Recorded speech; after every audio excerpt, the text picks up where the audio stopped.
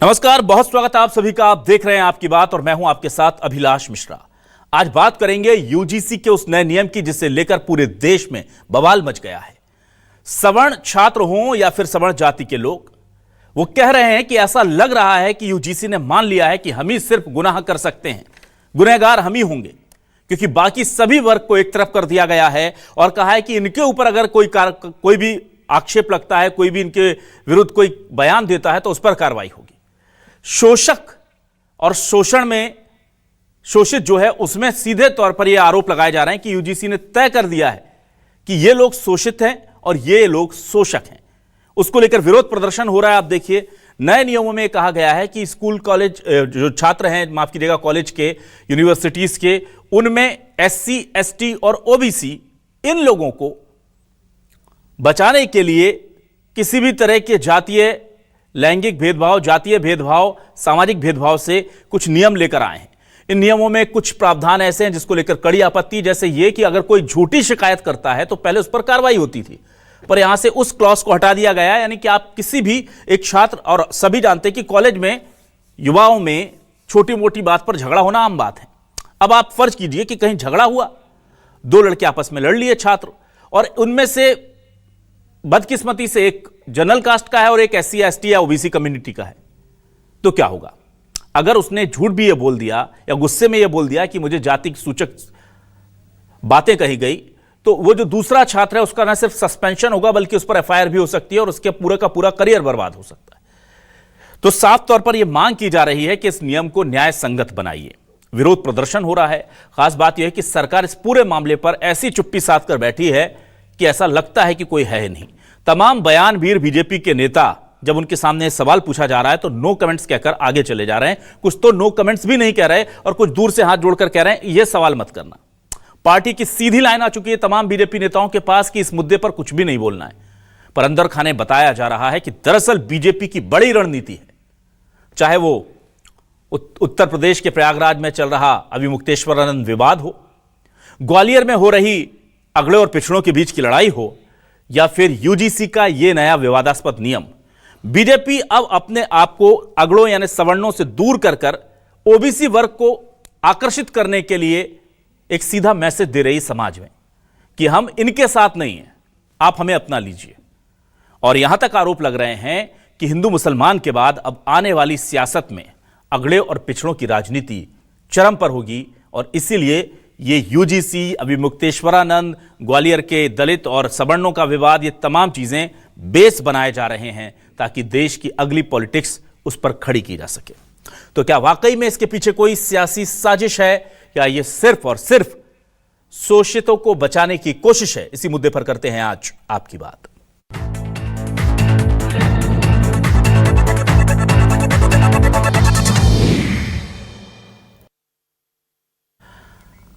बहुत सारे सवालों के बाद सिर्फ एक जो मंत्री हैं, चूंकि वो इस विभाग से, उच्च शिक्षा से जुड़े हैं, धर्मेंद्र प्रधान जी, उन्होंने जब बयान दिया तो सिर्फ इतना कहा कि हम किसी के साथ गलत नहीं होने देंगे। और छात्र यही कह रहे हैं कि आप ही गलत कर रहे हैं, आप ही नियम में लिख रहे हैं कि आप हमारे खिलाफ कोई झूठी शिकायत करेगा तो उस पर कोई कार्रवाई नहीं होगी। आप ही नियम में लिख रहे हैं कि हम ही सिर्फ शोषण कर सकते हैं, हमारा कभी शोषण नहीं हो सकता। लेकिन धर्मेंद्र प्रधान जी ने अपनी छोटी सी बात कही कि हम किसी के साथ गलत नहीं होने देंगे। शिवराज सिंह चौहान जो हर मसले पर खूब बढ़ चढ़ करके बयान देते हैं, आप हर मसले पर उनको सुन सकते हैं, वो तो ऐसी अनसुनी करके सवाल को निकल गए, ऐसे भाग गए सवाल को सुनकर जैसे उन्हें उनके कानों में सवाल पहुंचा ही नहीं।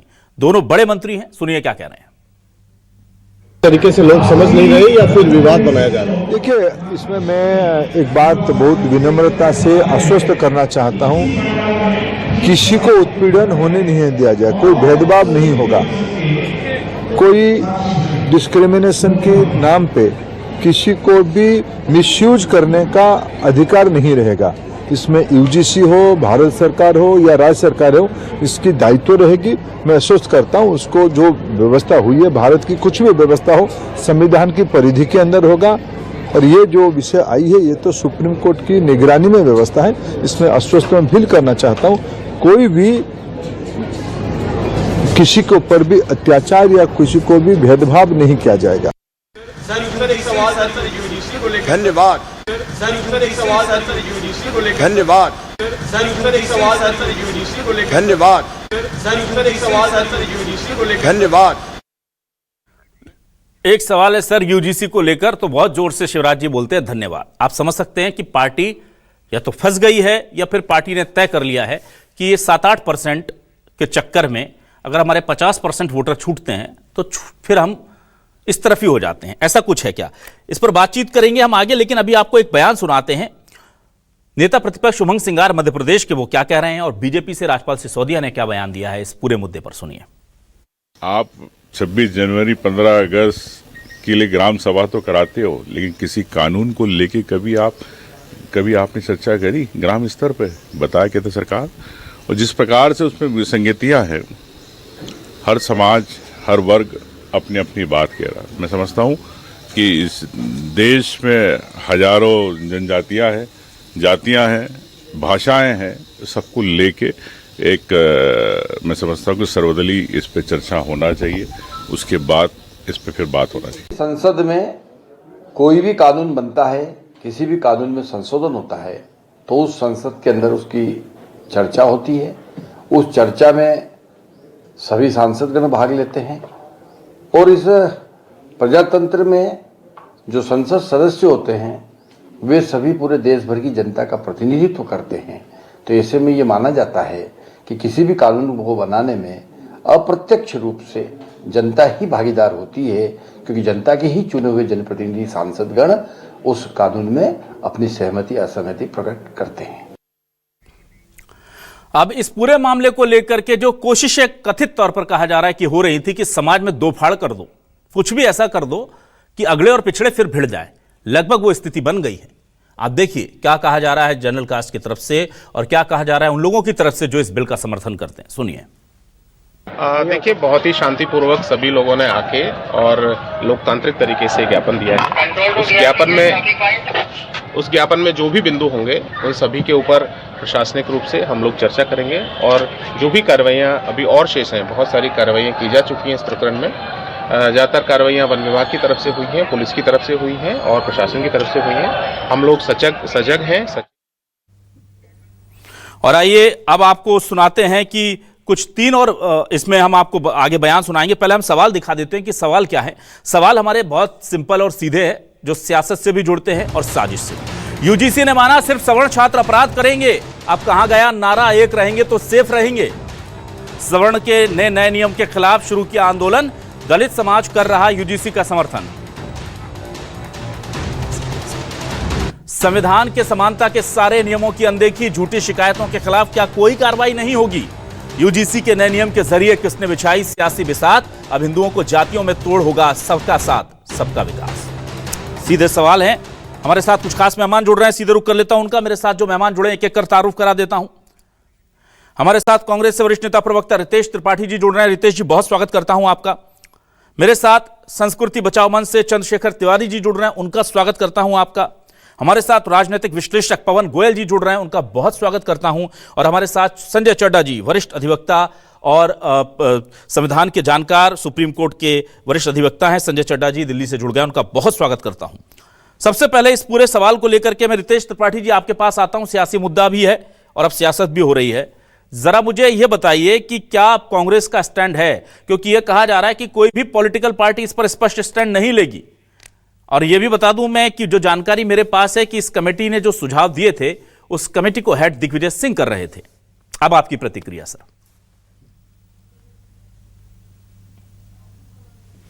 मैं कहना चाहूंगा कि आज जो पूरे देश की सरकार हो या प्रदेश की सरकार हो, उनका एकमात्र उद्देश्य वोट बैंक की राजनीति करना है। बटेंगे कटेंगे जैसे उल जलूल, एक है तो सेफ है जैसे उल जलूल नारे देने वाली सरकार, ना ही वो अंगड़ों की हित ऐसी है और ना ही वो पिछड़ों की हित ऐसी है। आपके इस मंच के माध्यम से मैं ये बात भी स्पष्ट करना चाहता हूं, जैसे जैसे विवाद बढ़ता जाएगा, सरकार आने वाले दिनों में ईडब्ल्यूएस का कोटा जो अभी पिछले बार 10% किया गया था, इसको बढ़ाकर 20% कर देगी, क्योंकि सरकार सिर्फ वोटों का खेल खेल रही है। दे आर लीस्ट बोदर्ड अबाउट कि हमारे कॉन्स्टिट्यूशन में कितना बड़ा कुठाराघात ये सरकार कर रही है। अब मैं आपसे कहना चाहता हूं, छोटी छोटी बातों में कमेटियां बना दी जाती हैं। एक कहा जाए कि कम्युनिकेशन स्टार्ट किया जाता है, तो यहां पर इतना बड़ा कम्युनिकेशन गैप क्यों है? सरकार बार बार सुप्रीम कोर्ट कहा जाए तो पीछे छुप के उसकी गाइडिंग के उसके जो निर्देशन है उसके पीछे छुप के अपना बचाव कर रही है, तो सरकार अपनी मंशा क्यों नहीं स्पष्ट कर रही है? 20 साल के मुख्यमंत्री शिवराज सिंह चौहान मुंह छुपाकर भाग रहे हैं। क्या वो मध्य प्रदेश की 8 करोड़ जनता से मुंह छुपाकर भाग सकते हैं? पहली बात तो ये हो गई।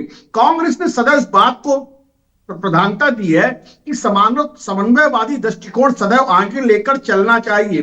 SC/ST एक्ट में भी हमने इस बात को हमेशा पुरजोर तरीके से उठाया था कि एक मॉनिटरिंग होनी चाहिए चीजों के लेके। और ये जो यूनिवर्सिटी ग्रांट कमीशन UGC की जो हम बात कर रहे हैं, तो ये भारत में उच्च शिक्षा को उच्च मापदंडों पर स्थापित करने के लिए बनाया गया है। तो अभी मैंने उमंग सिंगार जी को भी सुना, उन्होंने भी साफ शब्दों में कहा कि सभी धर्मों, सभी जातियों, सभी समाजों को एक रूपता में पिरोने का प्रयास हमारी सरकारों का होना चाहिए। क्या इसमें ऐसा दिख रहा है? और सरकार अपनी कौन सी जिम्मेदारी को पूरा कर रही है? सबसे महत्वपूर्ण बिंदु पर मैं आपके पास लौट रहा हूं कि सरकार कह रही कि 110% डिस्क्रिमिनेशन के केस बढ़े, यानी असमानताओं के केस 110% बढ़े। और कहां बढ़े? हमारी यूनिवर्सिटीज में, हमारे विश्वविद्यालय और महाविद्यालय में। तो देश की सरकार और प्रदेश की सरकार का गृह मंत्री क्या कर रहा है? Where is the law and order of India, our constitution? What kind of facilities they are providing to our student? किस तरह की सुविधा आप दे रहे हो, किस तरह की मॉनिटरिंग आप कर रहे हो, और किस तरह के अधिनियम आप ला रहे हो? और आपके मंत्री रणछोड़ दास क्यों बने हुए हैं? भागते क्यों फिर रहे हैं? ये सरकार ना अंगड़ों के बारे में सोच रही है और ना पिछड़ों के बारे में सोच रही है। ये सरकार सिर्फ और सिर्फ वोट के बारे में सोच रही है, और देश की जो इंस्टीट्यूशन है उनके ऊपर गहरा प्रहार किया जा रहा है। और आने वाले दिन में ये सारी बातें देश के अंदर दो समाजों के भीतर बहुत बड़ी खाई पैदा करने जाने वाली है। चंद्रशेखर तिवारी जी, आप तो बड़ी मुश्किल में हैं। गाय बचाने के लिए बीजेपी के साथ रहते थे, भोपाल में आपको प्रदर्शन करना पड़ रहा है, सुन रहे थे आज भी आप लोग प्रदर्शन करते फिर रहे हैं, कोई कार्रवाई नहीं हो रही। अब जो साधु संतों के सम्मान के लिए आप सड़कों पर उतर जाते थे, वो खुद बेचारे अब बैठे हुए हैं, वहां भी कोई कार्रवाई नहीं हो रही। और अब ये जो UGC का नया जिन निकल आया है, इसमें भी सुन रहे हैं कि बीजेपी के नेता आपके समर्थन में बिल्कुल नहीं है, चुप्पी साध ली है, सीधी एक लाइन की ऊपर से आदेश आया है, चुप रहना है, कुछ नहीं कहना है, हम देख लेंगे, जो हमने किया सोच समझ के किया है। अब आप कहां खड़ा महसूस कर रहे हैं खुद को?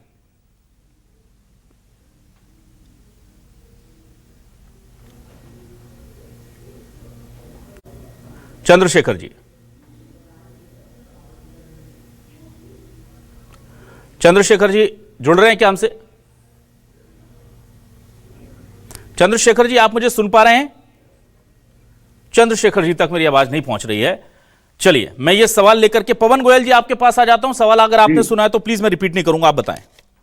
जी अभिलाष जी, मैं सबसे पहले ये देखना चाहता हूं कि सरकार की एक नैतिक जिम्मेदारी बनती है कि अगर कोई कानून लाती है तो सब धर्म, सब जाति, सभी के समान हित का वो कानून होना चाहिए।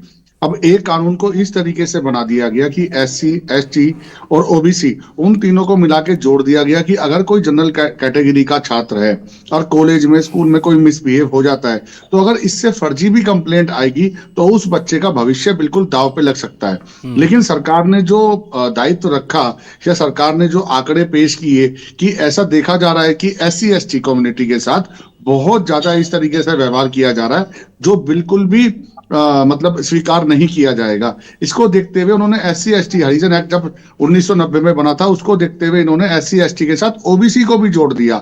लेकिन सरकार को यह भी सोचना चाहिए था कि क्या केवल जनरल जाति का ही दोषी है? क्या केवल जनरल जाति के खिलाफ ही आरोप दिया जाएगा? क्योंकि जब कॉलेज में या स्कूल में बच्चे पढ़ते हैं तो किसी भी तरह के अपशब्दों का इस्तेमाल हो सकता है मित्रता के भाव से, लेकिन अगर उसका मिसयूज हुआ, जैसा कि SC एक्ट जो हरिजन एक्ट भी हम कहते हैं, उसके कॉल्स अगर आप देखेंगे तो बहुत सारी ऐसी कॉल्स थी जो फेक पाई गई थी सरकार द्वारा या कानून एजेंसी और सुरक्षा एजेंसियों के द्वारा, तो जिसका बहुत ज्यादा नुकसान, खामियाजा देखने को मिला था। आज अगर जनरल समाज सड़कों पे उतरा हुआ है तो सरकार को कम से कम ये तो सुनिश्चित करना चाहिए था कि इसके अंदर आपको बचने के क्या उपाय हैं। केवल खाली कॉल पर ही आपको अरेस्ट नहीं किया जाएगा, किसी बच्चे का भविष्य दांव पर नहीं लगेगा। लेकिन सरकार ने किसी कानून को पास करके और उनके अंदर असंतोष पैदा कर दिया, जिसकी वजह से लोग स्वर्ण समाज के सड़कों पर है। जी ठीक है, चलिए चंद्रशेखर तिवारी जी जुड़ पाए क्या मुझसे?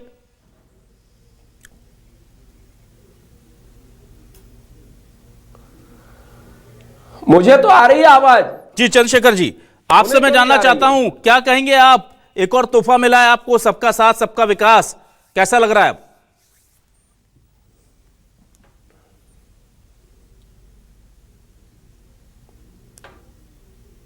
उसकी बहुत सारा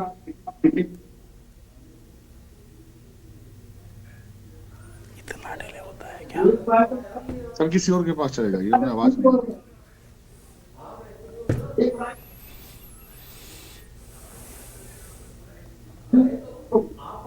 हाँ, मैं तो बोल रहा था पूरा। ठीक है, लगता है बहुत डिले है आपकी आवाज। मैं दोबारा जोड़ने की कोशिश करूंगा। संजय चड्ढा जी से लीगल एस्पेक्ट समझ लेते हैं इस पूरे मामले के। संजय चड्ढा जी, मुझे बताइए, कहा जा रहा है कि संविधान में जो समानता का अधिकार दिया गया है, इस पूरे बिल का, खासतौर से इस कानून का जो कहा जा रहा है कि एक जो खास पैरा है वो उसके खिलाफ जाता है और इसको लेकर सुप्रीम कोर्ट में कुछ याचिकाएं भी दायर हुई हैं। सीधा सवाल मेरा यह है कि क्या यूजीसी के इस नियम को सुप्रीम कोर्ट में चैलेंज किया जा सकता है? क्या इतनी मेरिट्स हैं इस केस में कि हां, इसको सुप्रीम कोर्ट एक्सेप्ट करे? अभिलाष जी, बिल्कुल आपने सही फरमाया कि 3-4 पिटीशंस का तो मुझे भी मेरे संज्ञान में भी हैं, वो दायर हुई हैं, और 3 काउंट्स हैं जिनके ऊपर इस पूरे चीज को चैलेंज करने का प्रयास किया गया है। उन तीनों को बताने से पहले मैं आपको कानून की व्यवस्था बता देता हूं कि अगर कोई रूल्स, रेगुलेशंस, लीगल स्टैच्यू इत्यादि बनाया जाता है तो उसको संविधान की जो एक पृष्ठभूमि है, संविधान का जो एक क्या कहना चाहिए कि जो एक बैलेंस है, वो देख के चलना पड़ता है। संविधान का विरोध नहीं कर सकती। अगर किसी भी कोई भी कार्य किया जा रहा है, उसका जस्टिफिकेशन होना चाहिए। किसी भी तरीके से वॉयलेटिव ऑफ कॉन्स्टिट्यूशन नहीं हो सकती, कॉन्स्टिट्यूशन का विरोध नहीं कर सकती। और यदि विरोध होता है तो हमने ऐसा पहले बहुत बार देखा है कि इस तरह के जब कानून आ जाते हैं, मैं इस तरह का नहीं, इसका नहीं, कोई ऐसा कानून जो वॉयलेटिव हो कॉन्स्टिट्यूशन के प्रोविजंस का, तो उसको स्वीकार नहीं किया जाता है। कॉन्स्टिट्यूशन में जो मैंडेट दिया गया है उसके विरोधाभास अगर होगा तो उसको अस्वीकार किया जाएगा, अल्ट्रा वायरस डिक्लेयर कर दिया जाएगा जुडिशरी के द्वारा। ये तो एक बेस है। अब कौन सी 3 बातें हैं जिनके ऊपर इस पर्टिकुलर रूल्स को चैलेंज किया गया है, इस पर्टिकुलर लॉ को चैलेंज किया गया है? जी, पहला जो है वो कहा गया है कि ये जो कानून है ये एक तरफा है। जी। दूसरा, और एक तरफा है, टिल्टेड टुवर्ड्स एक कम्युनिटी है, SC, ST, OBC, और बेसिकली जनरल्स को एक अलग, जनरल कैटेगरी के जो स्टूडेंट्स हैं उनको अलग रख दिया गया है। क्या ये जो मैंडेट 14, 15, 16, 17 में दिया गया है उसके अनुरूप है? इस चीज को चेक करने के लिए सुप्रीम कोर्ट या हाई कोर्ट या कॉन्स्टिट्यूशनल कोर्ट जो है वो डिसाइड करेंगी, पहली चीज। दूसरी चीज, इसमें जो सबसे बड़ा बात कही गई है कि जो परिभाषा दी गई है, जो जाति आधारित भेदभाव है, उसकी जो परिभाषा है वो संतुलित नहीं है, अस्पष्ट है, ये चैलेंज किया गया। और तीसरा सबसे अहम बात कि अगर कोई झूठी शिकायत हो जाती है, जैसा कि अभी पवन जी शायद बोल रहे थे और कह रहे थे कि मनमुटाव हो जाता है, दोस्तों के मध्य मनमुटाव हो जाता है, और कई बार आवेश में आके तेजी से कोई व्यक्ति कंप्लेंट झूठी भी कर सकता है, क्योंकि उसको ST, ST या OBC के जो छात्र है उसको एक अपर पेडेस्ट्रियल पे रखा गया है, या डिफरेंट पेडेस्ट्रियल, अपर मत कहिए, डिफरेंट पेडेस्ट्रियल पे रखा गया है, और जो जनरल कैंडिडेट है उसको एक डिफरेंट पेडेस्ट्रियल पे रखा गया है। ठीक है। शिकायत सिर्फ जनरल कैटेगरी के अगेंस्ट हो सकती है, तो ये एक प्रश्न चिन्ह है। That's all. संजय जी, बड़ा महत्वपूर्ण चीज है। मैं एक बार चंद्रशेखर तिवारी जी से भी रिएक्शन लेने की कोशिश करता हूं। चंद्रशेखर जी, आपको मेरी आवाज मिल पा रही है? बहुत डिले आ रहा है शायद हमारी दोनों की बातचीत।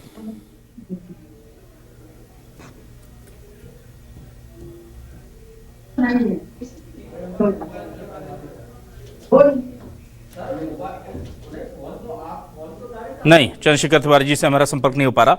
मैं वापस आता हूं जल्दी से। मैं दरख्वास्त करूंगा कि फोन लाइन से उन्हें हमारे साथ भी जोड़ लें ताकि वो देखते रहें, बात करें। चंद्रशेखर जी, आप मुझे सुन पा रहे हैं?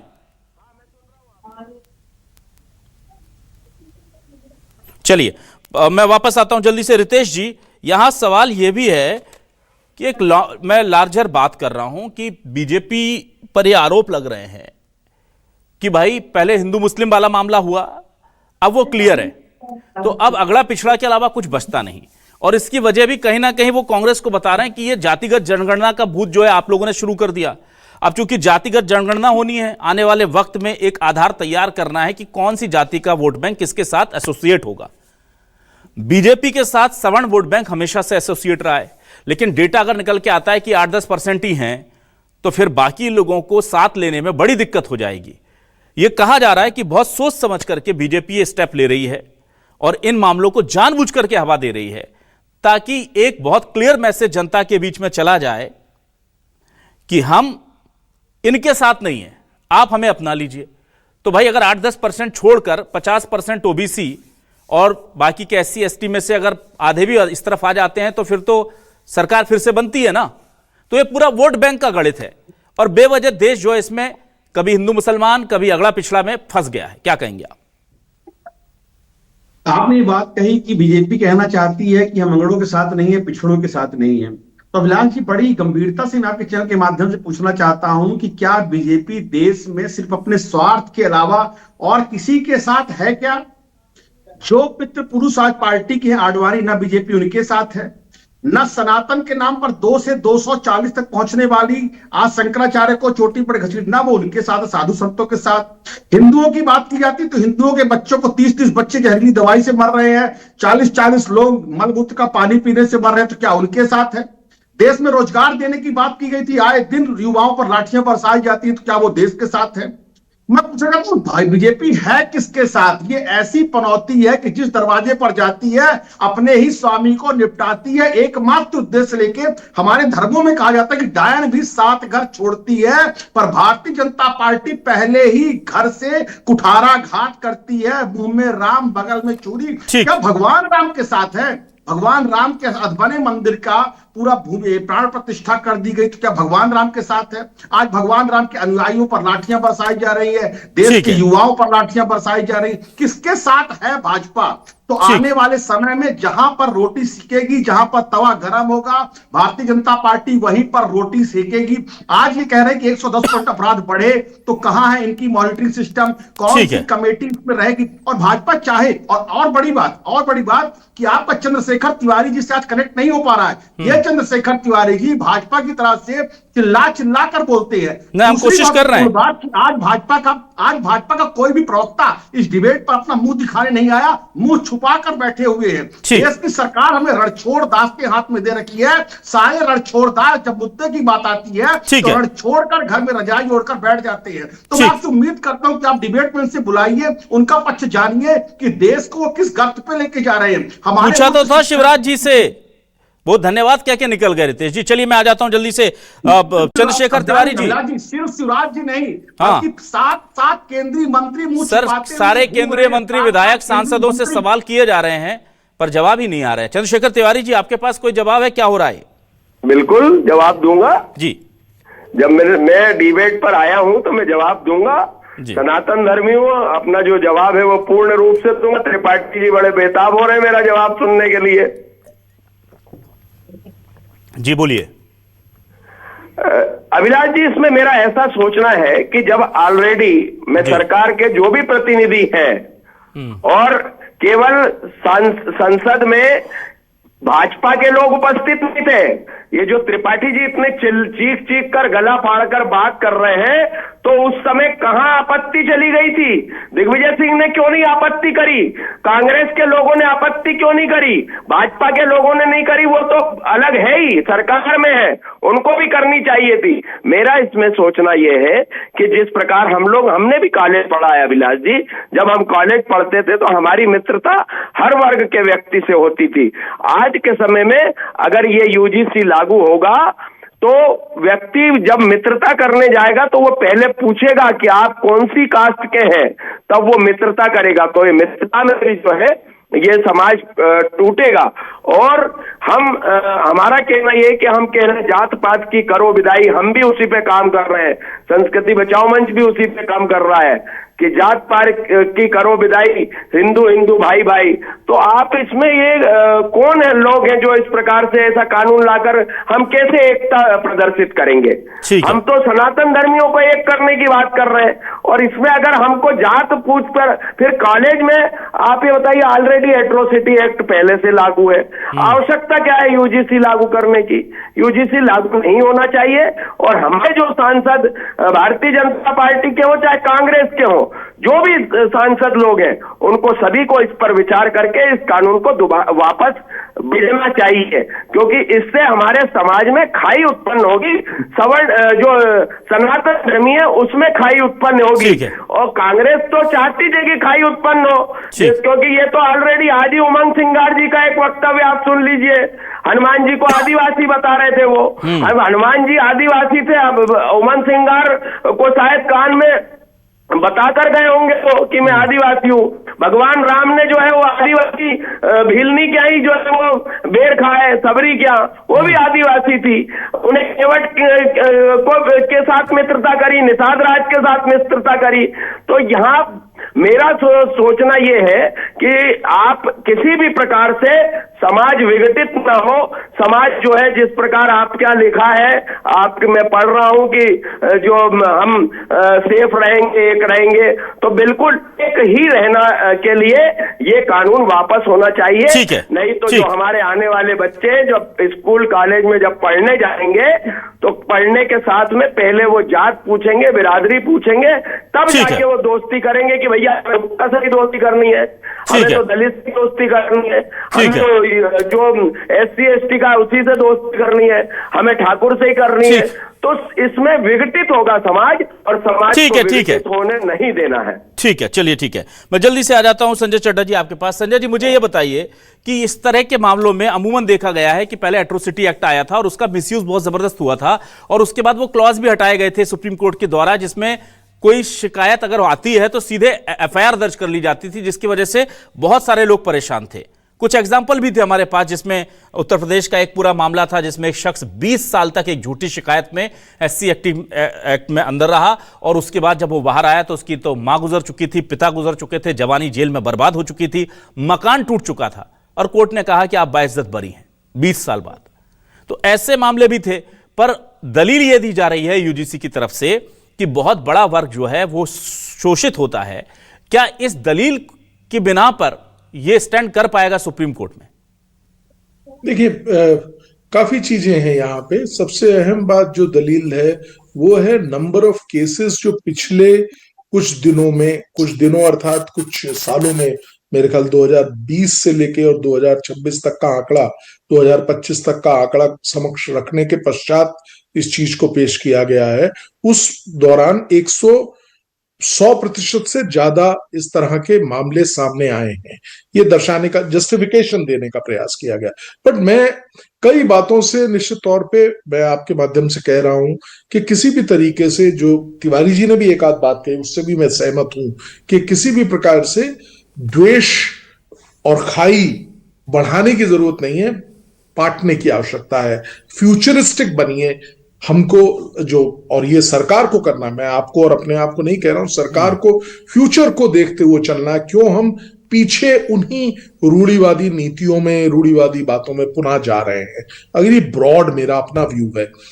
देखिए, सुप्रीम कोर्ट के समक्ष भी इस चीज को निश्चित, मुझे ऐसा लगता है कि बिल्कुल ये चीज को आर्ग्यू किया जाएगा और कहा जाएगा कि ये देखिए, ये चीजें हैं।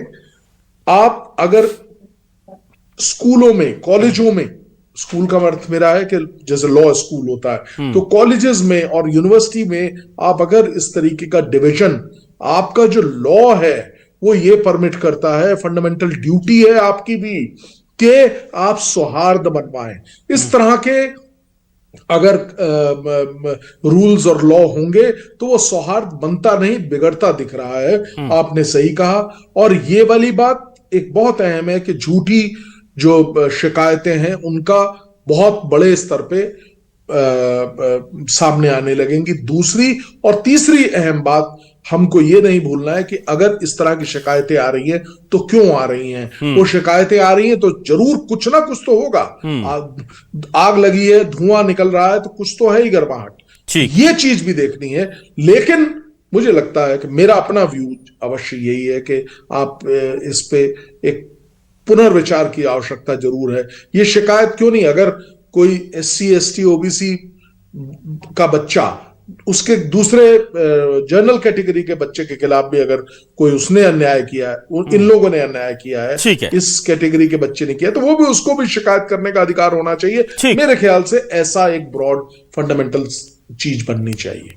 ये किसी भी अफर्मेटिव एक्शन में कवर नहीं होता है जिसके तहत 14 और एक्सेप्शन क्रिएट होती है।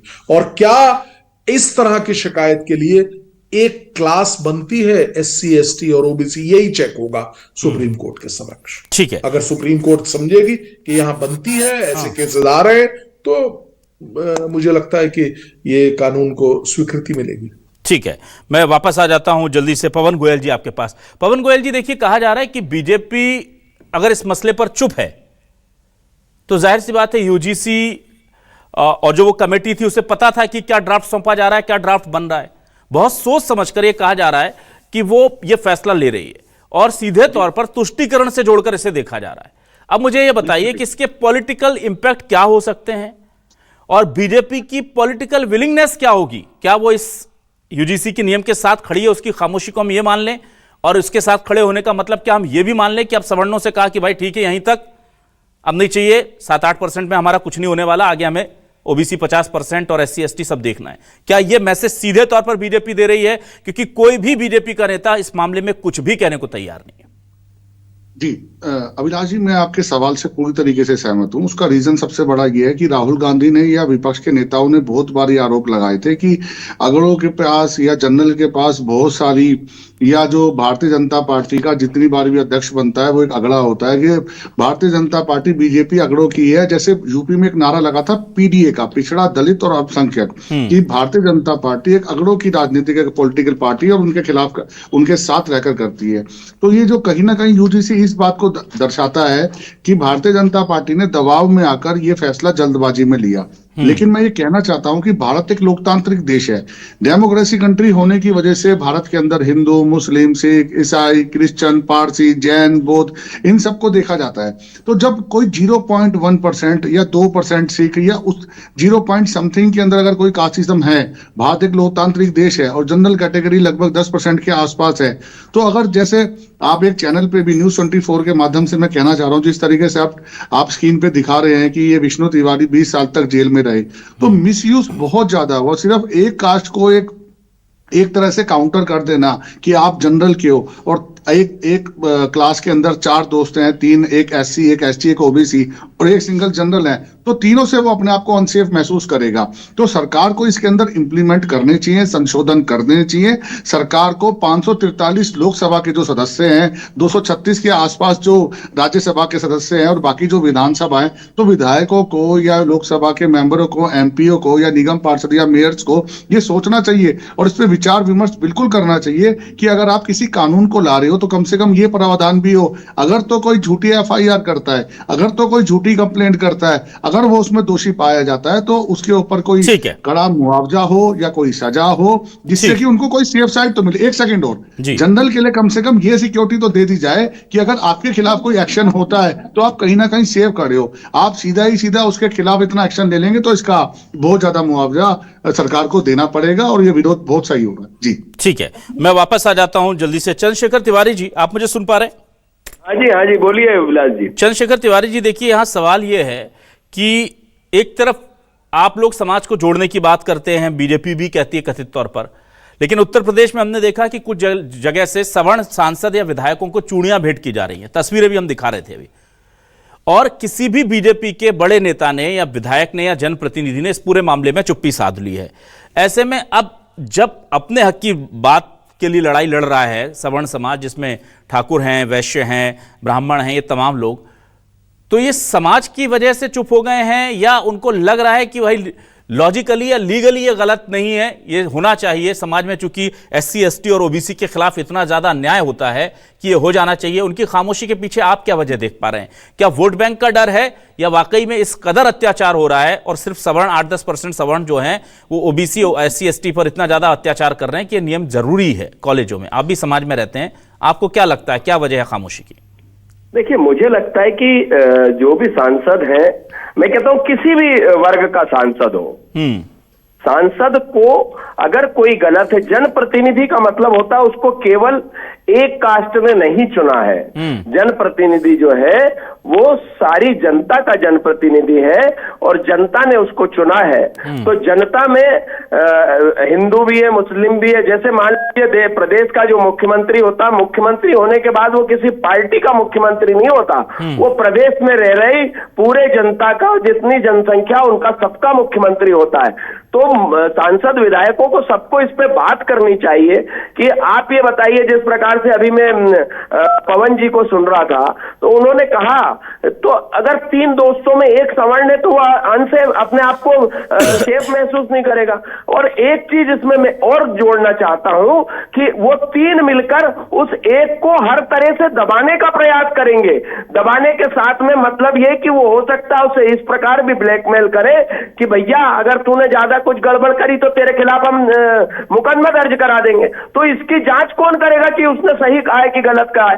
तो मैंने शुरुआत में अपने बयान में यही कहा था कि व्यक्ति दोस्ती करने के पहले भी कॉलेज में पहले पूछेगा आप मिश्रा हो ना, मैं चंद्रशेखर तिवारी जी आपका मैं पक्ष समझ चुका हूं। मैं आपका से जानना चाह रहा हूं, बीजेपी की खामोशी आपको क्या लगती है इसके पीछे? आप क्या समझते हैं वो हम समझ चुके हैं जी। देखिए, बीजेपी जिस प्रकार आपके स्क्रीन पे मैं नारा देख रहा हूं कि एक रहेंगे तो सेफ रहेंगे, तो एक कैसे रहेंगे? सरकार को सोचना पड़ेगा ना कि एक कैसे रहेंगे। हम जात पात की करेंगे विदाई, हिंदू हिंदू भाई भाई, तो कैसे भाई भाई? हमें तो सनातन धर्मी के साथ वाल्मीकि से लेके धानुक से लेके हर समाज के साथ अपनी एकता प्रकट रखनी है, तब हम हिंदू राष्ट्र और सनातन धर्म को एक कर पाएंगे। अगर इस प्रकार की अगर UGC जैसा कानून आएगा तो स्वाभाविक है कि समाज बटेगा, और समाज बटेगा तो जो समाज बंटवारे वाले समाज की राजनीति करते उनको फायदा होगा। चलिए ठीक है, मैं आ जाता हूं जल्दी से रितेश जी आपके पास। रितेश जी, कांग्रेस इस पूरे मसले में बयान तो दे रही है लेकिन आंदोलन में साथ नहीं है। अमूमन हमने देखा है कि आप लोग कहते हैं कि हम भी आंदोलन करेंगे या कुछ किसी भी वर्ग के साथ कुछ गड़बड़ होती है तो आप लोग साथ होते हैं। क्या कांग्रेस इस पूरे मामले को लेकर पुरजोर तरीके से विरोध करेगी या सिर्फ नैतिक समर्थन जो अभी आप दे रहे हैं सवर्णों को वो देंगे? देखिए, बात समर्थन की नहीं है, ये बात रिस्पॉन्सिबिलिटी की, ये बात अकाउंटेबिलिटी की। क्या सरकार की देश के नागरिकों के प्रति कोई जिम्मेदारी नहीं है? सरकार का कोई भी मंत्री फ्रंट रो पे क्यों नहीं आ रहा है? आके जवाबदेही क्यों नहीं तय की जा रही है? आज वो कांग्रेस से सवाल पूछ रहे हैं, अरे सत्ता पे कौन बैठा है, मैंडेट किसको मिला है, जिम्मेदारी किसकी है, HRD मिनिस्टर कौन है, देश का प्रधानमंत्री कौन है, प्रदेश का मुखिया कौन है? शिवराज सिंह चौहान वहां गाल बजाने गए हैं, कहां गई बड़ी बड़ी बातें, और कहां गए इनके संत सनातन बागेश्वर महाराज जैसे लोग कि जात पात की करो विदाई, ये सब तरह तरह की बातें, तरह तरह के प्रोपोगंडा।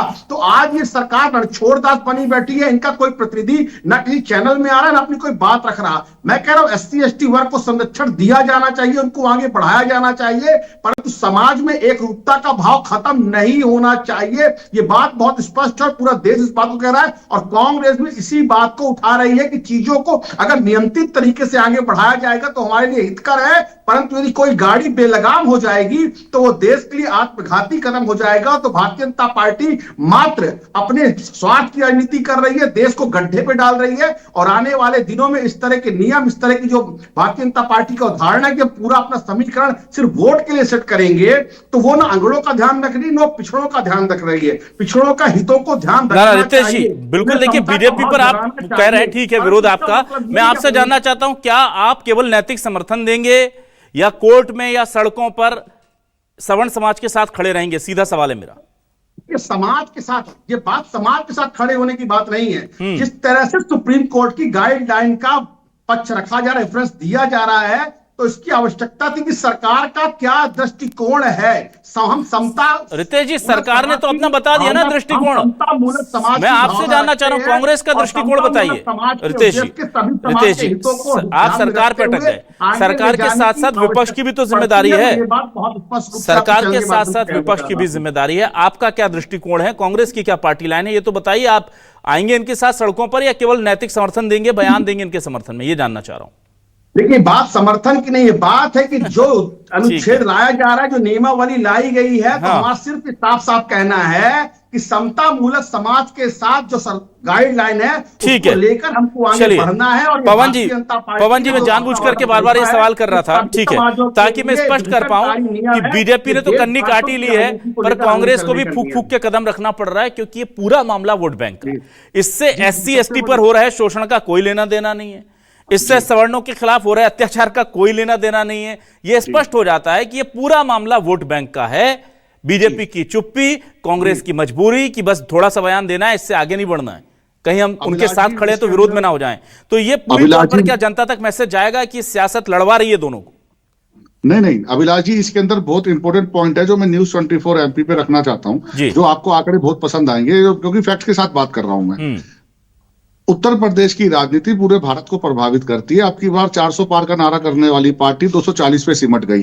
उसका सबसे बड़ा रीजन था कि उत्तर प्रदेश से बहुत ज्यादा निराशा हाथ लगी थी, क्योंकि सबसे बड़ा, अगर आप 24 के चुनाव को देखेंगे, 2 साल पहले अखिलेश यादव, राहुल गांधी ने PDA का एक नारा दिया था, जिसकी वजह से पिछड़े और दलित, अल्पसंख्यक तो भाजपा को वोट देता ही नहीं है, पिछड़ा और दलित, जिसने भर भर के वोट अखिलेश यादव और राहुल गांधी को दिया था, जिसकी वजह से भारतीय जनता पार्टी केवल 80 में 33 सीटों पर सिमट गई थी। आज अगर 2 बैसाखियों से भाजपा चल रही है, तो उस PDA का ही काउंटर एक माना जाएगा, क्योंकि 27 में यूपी के चुनाव हैं, अभी भी पश्चिम बंगाल के चुनाव होने, पिछड़ा दलित को इंप्रेस करने के लिए UGC का ये कानून लाया गया है। दूसरी और सबसे बड़ी बात, ये कांग्रेस के प्रवक्ता या कांग्रेस की पार्टी बिल्कुल भी समर्थन नहीं करेगी, क्योंकि ये खुद PDA का नारा देने वाली पार्टी है। आप कहीं भी देखेंगे, कहीं भी कांग्रेस ने या विपक्ष ने इस बिल का विरोध नहीं किया है, क्योंकि ये जनरल को प्रभावित, जनरल के खिलाफ ये कानून लाया गया है, जिसका विरोध कांग्रेस पार्टी या विपक्षी दल बिल्कुल भी नहीं करेंगे। सरकार ने तो खुद अपने पाले में गेंद डाल ली है, क्योंकि सरकार चाहती है कि PDA का जो नारा है उसको ब्लास्ट करके उनके बीच में पैठ बना सके, इसी वजह से इस कानून को लाया गया है। एक और बात, महत्वपूर्ण बात मैं इस चैनल पे कहना चाहता हूं, जिस तरीके से कांग्रेस के प्रवक्ता भाजपा को कोसने का काम कर रहे थे, अगर 1975 की अगर इमरजेंसी की बात करें, 84 की बात करें, 90 में जो SC/ST एक्ट और हरिजन एक्ट आया था उसके खिलाफ की बात करें, या 12 में कश्मीर की बात करें, तो उसमें कांग्रेस ने देश का बड़ा नुकसान किया था। बजाय कांग्रेस 11 राज्यों में केवल 16 विधायकों पर सिमट गई है, उसकी बात कभी नहीं करती। कांग्रेस 3 राज्यों पर सिमट गई है जहां पूर्ण बहुमत की सरकार है, उसकी बात बिल्कुल भी नहीं करते। उसी तरीके से ये इस बिल का विरोध भी नहीं करेंगे। ठीक है, संजय चड्ढा जी आपके पास आता हूं, बहुत महत्वपूर्ण जानकारी आपसे चाहता हूं। देखिए, ये कहा जा रहा है कि अगर सिर्फ 2022 की बात कर लेते हैं, 2016 की बात कर लेते हैं, तो एक ही साल में 2016 के अकेले का एक डेटा मेरे पास आया, 5137 मामले, 5347, माफ कीजिएगा, 5347 मामले SC/ST एक्ट के, एट्रोसिटी एक्ट के बाद में गलत पाए गए और उन्हें बरी कर दिया गया। एक साल में 5300 से ज्यादा मामले। अब आप सोचिए, ये चीजें बड़ी हैं। राजस्थान, मध्य प्रदेश और उत्तर प्रदेश, इसमें माना जाता है कि 81% मामले एट्रोसिटी के यहां दर्ज होते हैं। 81% ऑफ टोटल जो केसेस हैं वो यहां रजिस्टर्ड हो रहे हैं। इस तरह की जानकारी मेरे पास है, हालांकि पुख्ता तौर पर मैं नहीं कह सकता, लेकिन जो जानकारी। अब यहां पर 2 चीजें समझनी है। एक तो सरकार ने या UGC ने जो ड्राफ्ट बनाया था, सुप्रीम कोर्ट के आदेश पर बनाया था, और सुप्रीम कोर्ट को ही 14 मार्च को यह ड्राफ्ट सौंपा गया था 2025 में, यानी कि सुप्रीम कोर्ट के नॉलेज में था कि इस ड्राफ्ट में क्या है। मेरी जो कंसर्न है मैं आप तक पहुंचाता हूं। दूसरा, बहुत सारे डेटाज हैं जो बताते हैं कि हां, इसका दुरुपयोग हो रहा है, लेकिन हर कानून का दुरुपयोग होता है। तो क्या सुप्रीम कोर्ट ने जिस ड्राफ्ट के लिए कहा, फिर उस ड्राफ्ट को देखा और उसके बाद वो कानून बन रहा है, तो क्या सुप्रीम कोर्ट की चौखट से उसी ड्राफ्ट में संशोधन की कोशिश चाहने वालों की इच्छा पूरी हो पाएगी? बड़ा आपने संतुलित सी बात की और बहुत अहम बात करी, और आपने बताया कि क्योंकि ये वहीं से उठ के आया है, chances of getting success is less. ये आपका भाव था।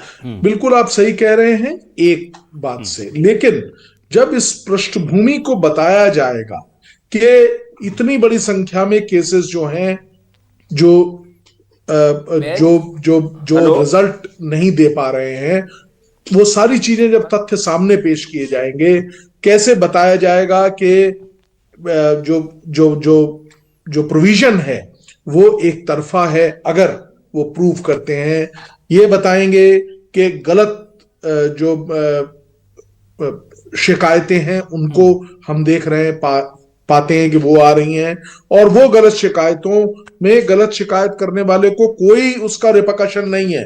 अगर मैंने गलत शिकायत कर दी तो उसका कोई रिपरकशन नहीं है। पवन जी ने बहुत इंपॉर्टेंट एक बात उठाई थी और कहा था कि अगर गलत शिकायत करने वाले को ये पता होगा कि भाई अगर आपने गलत शिकायत की तो आपको भी दंड मिल सकता है। कई ऐसे कानून है जहां पे सुप्रीम कोर्ट ने इस चीज को स्पष्ट किया है और इस चीज का फेवर भी किया है।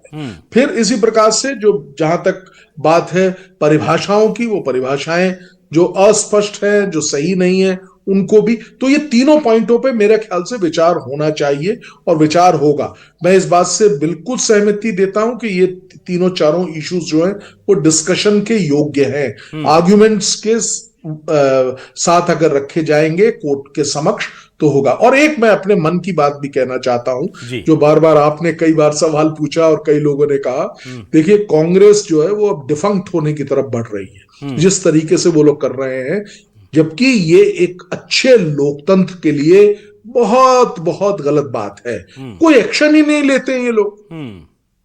ये मैं कहना चाहूंगा, मैं पॉलिटिकल नहीं हूं, नॉन पॉलिटिकल बात करता हूं, लेकिन मैं अपनी जो अखबार पढ़ता हूं, जो टेलीविजन देखता हूं, उसके आधार पे कह रहा हूं, they will not do anything. तो वोट बैंक का चक्कर है, बहुत बड़ा चक्कर है। और दिक्कत यह है कि अब आने वाले भविष्य में ये सब मानकर चल रहे हैं, जिस दिन जातिगत जनगणना का डेटा देश में आया उस दिन केवल ओबीसी ही एक ऐसा वोट बैंक होगा जिसके लिए लड़ाई छिड़ेगी। और उस लड़ाई के लिए बीजेपी, कहा जाता है बीजेपी नंबर गेम बहुत अच्छे से समझती है। बीजेपी ने अभी से तैयारी शुरू कर दी है कि कैसे उन्हें सवर्णों से खुद को दूर दिखाना है, ताकि आने वाले समय में यहां से डी एसोसिएशन हो जाए और फिर उस तरफ वो झुक जाए और वहां के लोगों को लगे नहीं यार ये सवर्णों के साथ नहीं है, जो एक विचारधारा बनी हुई है बीजेपी को लेकर के। लेकिन कानून में कहा जाता है, देखिए यहां पर आप इंटेंशन भी समझ सकते हैं। कानून में कहा जाता है कि 100 दोषी छूट जाए, एक निर्दोष को सजा नहीं होनी चाहिए। यह मूल भावना है भारतीय कानून की। लेकिन यहां क्या कहा जा रहा है कि आप झूठी शिकायत भी करते हैं। पहले था यह नियम कि अगर किसी ने झूठी शिकायत की और पकड़ा गया जांच में कि शिकायत झूठी थी तो आप पर कार्रवाई होगी। उस नियम को जानबूझ करके हटा दिया गया। इसको हटाने का मतलब क्या है? भाई झूठी शिकायत कोई कर रहा है यानी गलती कर रहा है तो सजा दीजिए। उसे सजा देने का नहीं देने का मतलब क्या है? मतलब यह है कि आप उकसा रहे हैं, आप रास्ते दे रहे हैं कि आप झूठी शिकायत कीजिए। अब कोई भी यूजीसी या कोई भी कमीशन क्यों चाहेगा कि हम किसी को गलत काम करने के लिए प्रेरित करें? यह कोई भी कमीशन क्या, कोई भी आम आदमी थोड़ा भी समझदार होगा वो यह काम नहीं करेगा। यह दरअसल किया नहीं गया, यह कराया जा रहा है। हम बार बार कह रहे हैं अपने दर्शकों से कि आप चाहे एससी वर्ग से हो, एसटी वर्ग से हो या जनरल वर्ग से, आप सियासत के इस खेल को समझिए। ये यूजीसी का किया हुआ नहीं है, इसके पीछे पूरी की पूरी सियासी साजिश है। देश आने वाले समय में अगड़े पिछड़ों की लड़ाई में बटेगा और उसका फायदा किससे मिलेगा आप खुद ही अंदाजा लगाइए, पर देश का नुकसान तय है। कोर्ट से क्या फायदा, क्या फैसला आता है ये कोर्ट डिसाइड करेगा, पर हमें लग रहा है कि इसके पीछे इंटेंशन खराब है। अगर एससी एसटी के लिए आपको एक अच्छा कानून बनाना है तो बनाइए। आप 5 की जगह 10 साल की सजा दीजिए, फांसी की सजा दीजिए। चौराहे पर गोली मार देंगे अगर आपने किसी को गाली दी और यह साबित हो गया, वो सजा दीजिए। पर किसी ने झूठी शिकायत की तो आप पर कोई कार्रवाई नहीं होगी। इसके पीछे का लॉजिक कोई नहीं दे सकता। इसके पीछे का लॉजिक सिर्फ सियासी है। बहुत शुक्रिया करूंगा मैं रितेश त्रिपाठी जी, चंद्रशेखर तिवारी जी, पवन गोयल जी, संजय चड्ढा जी हमारे साथ जुड़ने के लिए, इस डिबेट का हिस्सा बनने के लिए तमाम दर्शकों का शुक्रिया। नमस्कार।